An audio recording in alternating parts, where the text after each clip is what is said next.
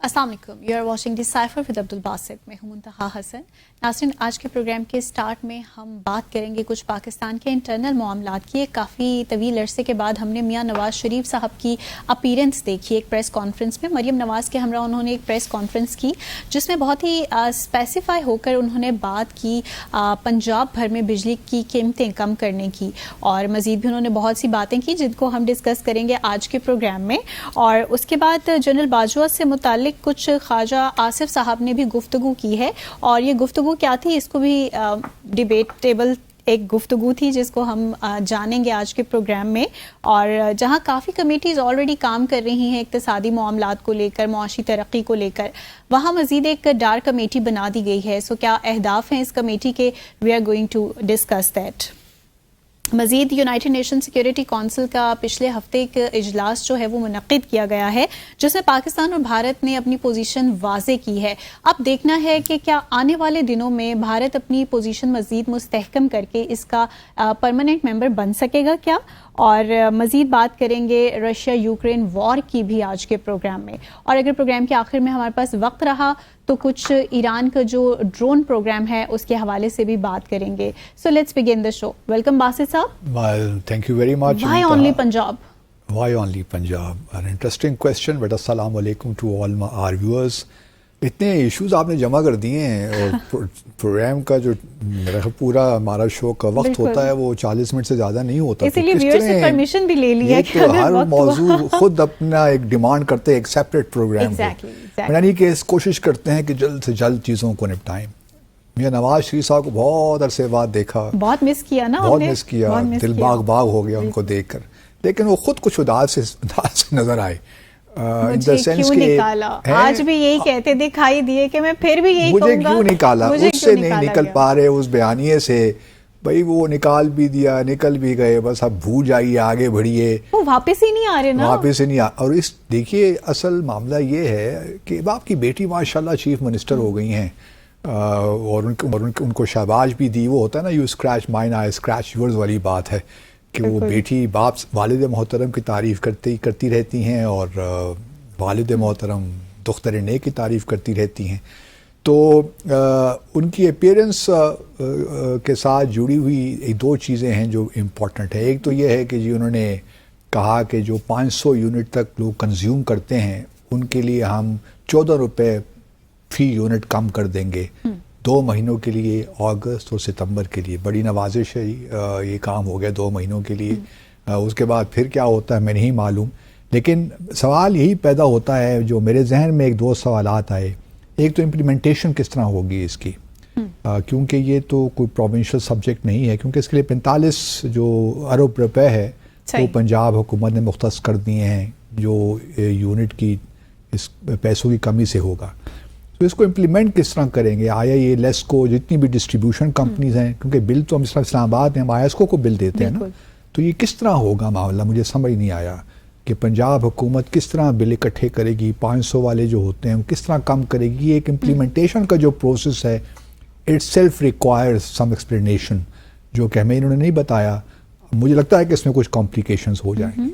और फिर ये जो बिजली का मामला है सिर्फ पंजाब की हद तक तो नहीं है ना, ये पूरे पाकिस्तान का मामला है। तो हम जैसे लोगों ने क्या कसूर किया है जो इस्लामाबाद में रहते हैं, और यहाँ पे कॉस्ट ऑफ लिविंग लाहौर से आई एम श्योर ज़्यादा है, तो हमने क्या कसूर किया। और फिर जो कीमतें हैं बिजली की वो तो आफाक मुतय्यन करता है। तो ये क्या एक लिहाज से पाकिस्तानी अवाम को आप मुख्तलिफ तरीक़ों से ट्रीट कर रहे हैं, मुझे ये समझ नहीं आती। आज़ाद जम्मू और कश्मीर और गिलगित बल्तिस्तान का तो मामला मैं समझ सकता हूँ ना, वो एक अलग मामला है, लेकिन पाकिस्तान के जो हमारे अपने सूबे हैं उनमें आप किस तरह ये तफरीक कर सकते हैं कि पंजाब में 14 रुपये कम लोग लें और यहाँ पे ज़्यादा, तो ये भी समझ में बात नहीं आई।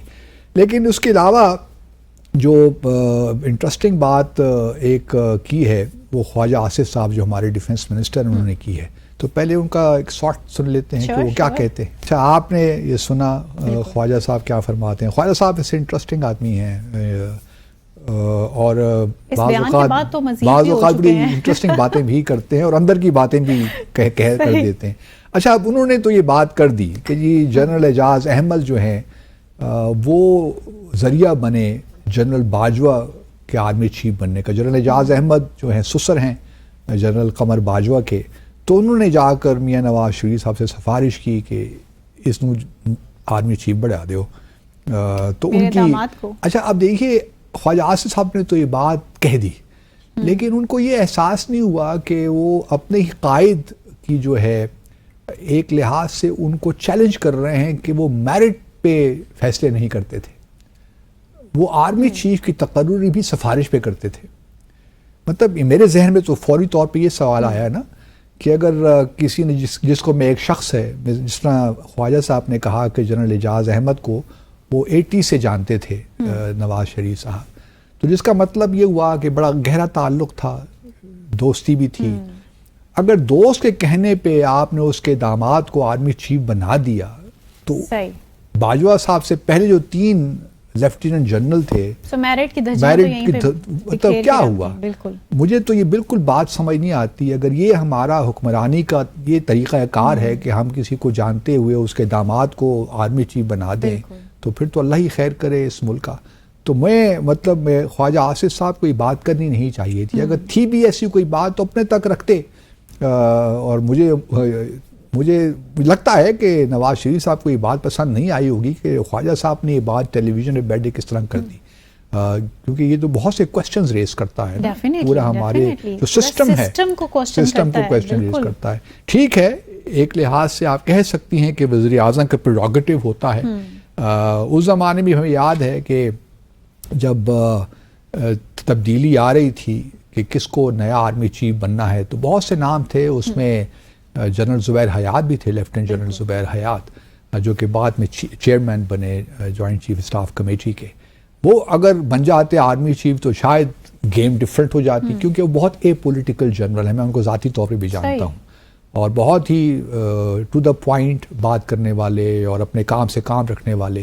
تو دیکھیے یہ بھی قسمتوں کے چکر ہوتے ہیں کہ اگر جنرل زبیر حیات بن جاتے تو شاید پاکستان کی پالیٹکس کوئی اور طریقے سے ایوالو ہوتی.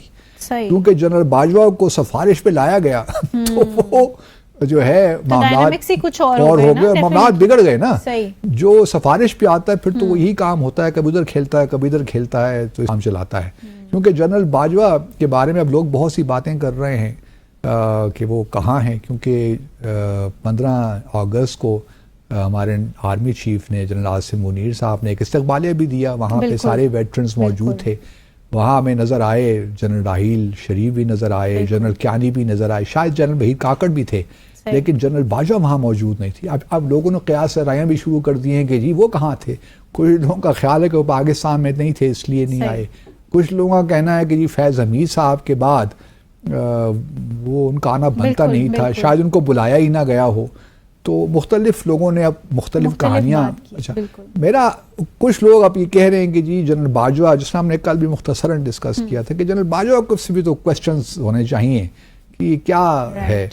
دیکھیے مجھے نہیں معلوم کرپشن کیا ہوئی, کیونکہ میرے پاس کوئی انفارمیشن ہے نہیں اور میں اسپیکولیٹ کرتا نہیں. لیکن میں ایک بات پہ ضرور جنرل باجوہ صاحب کو کیا کہوں قصوروار ٹھہراتا ہوں, اور وہ ہے جموں اور کشمیر کا مسئلہ. کیونکہ جموں اور کشمیر کا تنازع بہت قریب ہے میرے دل سے. جموں اور کشمیر کے جو لوگ ہیں انہوں نے بہت نقصان پہنچایا اس پورے تنازع کو, اور جس طریقے سے انہوں نے کنسیڈ کیا میرے لیے وہ آج بھی میں اس کو ڈائجسٹ نہیں کر پاتا. اور کچھ پوچھیں کہ نہ پوچھیں, یہ ضرور پوچھیں کہ بھارت سے تعلقات میں اتنا آگے جانے کی آپ کو کیا ضرورت تھی کہ آپ نے بالکل جموں اور کشمیر کے معاملے کو پس پش ڈال کر آپ آگے بڑھنا چاہتے تھے. تو باقی وہ استقبالیہ میں تھے نہیں تھے, وہ معاملات ہی چلتے رہیں گے, لوگ اسپیکولیٹ بھی کرتے رہیں گے, لیکن جو زیادہ تر لوگوں کا خیال ہے وہ یہی ہے کہ وہ شاید ملک سے باہر ہیں. کیونکہ ایسا ہو نہیں سکتا کہ وہ ملک میں ہوں, اور عاصم منیر صاحب نے ان کو یقیناً بلایا بھی ہوتا. کیونکہ اس سے پہلے بھی ہم دیکھ چکے ہیں کہ بہت سے پچھلے مہینوں میں کچھ ایسے ایونٹس ہوئے ہیں جہاں جنرل باجوہ موجود تھے, جنرل عاصم منیر نے ان کو مدعو بھی کیا تھا. اب یہ الگ بات ہے کہ فیض حمید صاحب کا جو پروسیس چل رہا ہے کورٹ مارشل کا, اس کے بعد شاید جنرل باجوہ ہی محتاط ہو گئے ہوں, لیکن زیادہ تر جو خبریں ہیں مارکیٹ میں وہ یہی کہتی ہیں کہ شاید جنرل باجوہ سب پاکستان میں نہیں ہے. کہاں ہیں واللہ عالم بالصواب.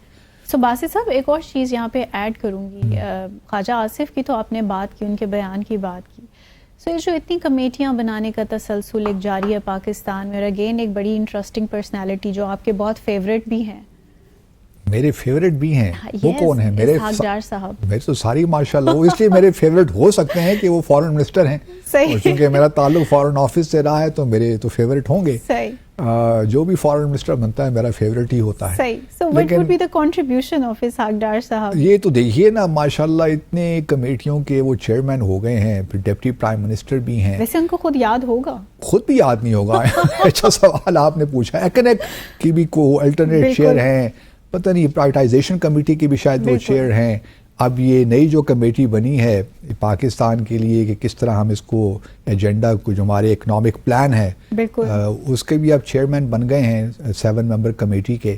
تو اللہ خیر کرے. وزیر اعظم بھی ہیں، نائب وزیر اعظم بھی ہیں، لیکن یہ so many things to do. اچھا کوشچن یہ ہے کہ یہ بھی ایک طریقہ کار ہے. اب حکومتیں نہیں کیسے چلتی ہیں میں آپ کو بتاتا ہوں، اپنے ویورز کو ہی بتاتا ہوں.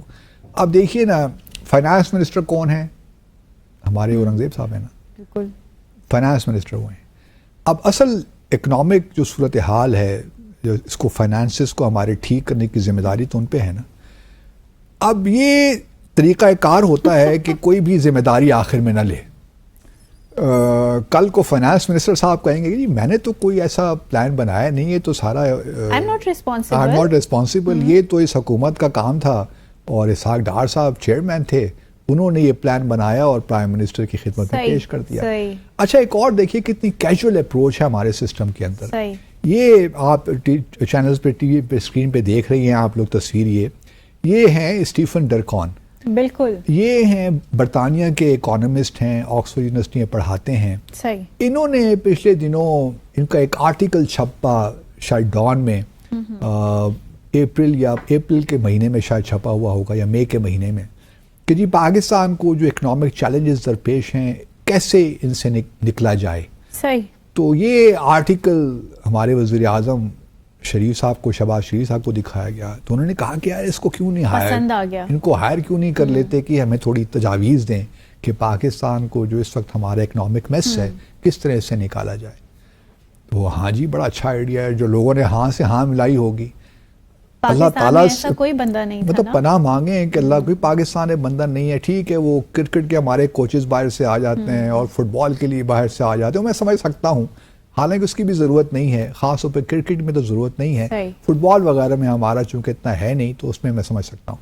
اب پاکستان میں ماشاءاللہ کوئی اکانومسٹ ہی نہیں ہے ہمارے پاس جو کہ یہ پلان بنا سکے. مطلب میں اس شو میں کئی اکانومسٹ آپ کو گنوا سکتا ہوں جو ان سے زیادہ شاید قابل ہوں گے. بالکل.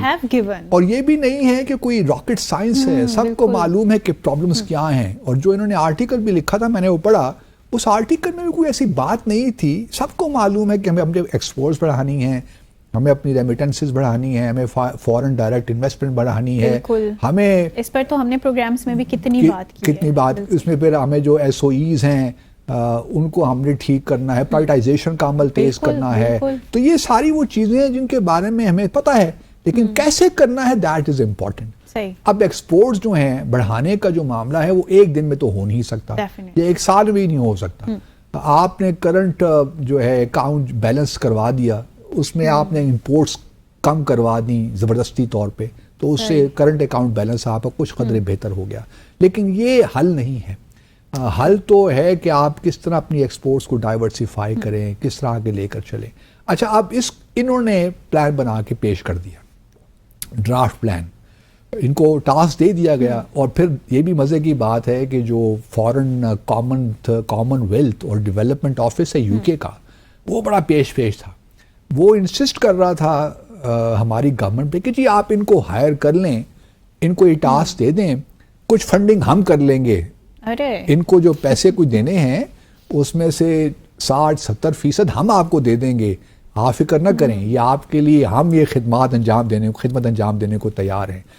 اب دیکھیے یہ بھی کتنی عجیب سی بات ہے کہ ایک ایسے شخص کو جو برطانیہ کا شہری ہے اس کو ہم ایکسیس دیں گے سارے اپنے سسٹم کے اندر.